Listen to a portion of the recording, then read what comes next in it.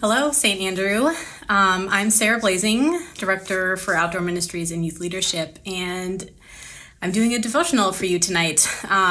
It has been a busy couple months training high school counselors and interviewing and hiring college-age staff to get ready for a full summer at Spirit in the Pines. And as I've been interacting with all these leaders, young adult leaders, I've just been thinking about how important leadership moments were for me when I was in high school and college. Not so much, a little bit in the honing leadership skills, but more so in that those opportunities put me into very close mentoring relationships, both with people who were leaders above me and with campers and young people who I was the leader for.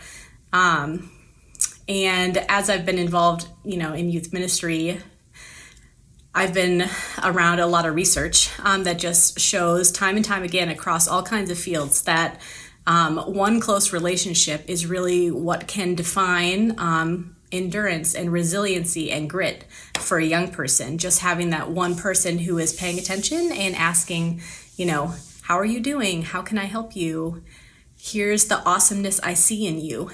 Just that feedback. And so I guess I would just today, encourage you to just say yes to these little opportunities in your life that put you into relationship with other people around you, whether it's your neighbors or, your school friends or at church at Spirit in the Pines. I told a story to the counselors who were at counselor training last Sunday about my favorite camper, Misty, who started off as my least favorite camper, Misty, when I was summer staff at a camp called Honey Rock in Wisconsin when I was in college.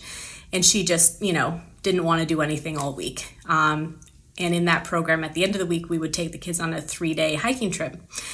And she didn't want to go. We were an hour late leaving, and then she didn't want to come back either. And she climbed up on top of this little woodshed roof thing, was like, I'm not coming down. So we just sat there for 30 minutes because there really wasn't another option except for to eventually come down.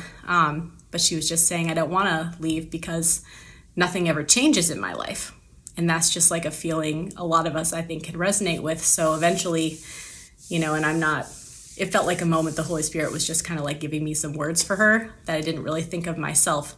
But I just said, so you're saying your life is like a book and everything keeps happening on repeat. So you feel like you know how it's going to end. And she was like, and I said, well, if your life really is like a book, then I'm pretty sure you do not actually know what's written on the last page.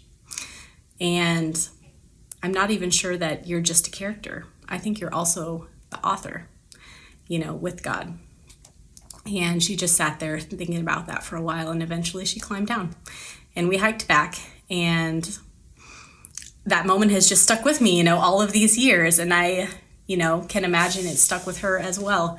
And so there's all these unexpected opportunities that we have when we're in a relationship with people to really speak into the work that the Holy Spirit is doing in their life. And it's nourishing for you as the leader and the other person.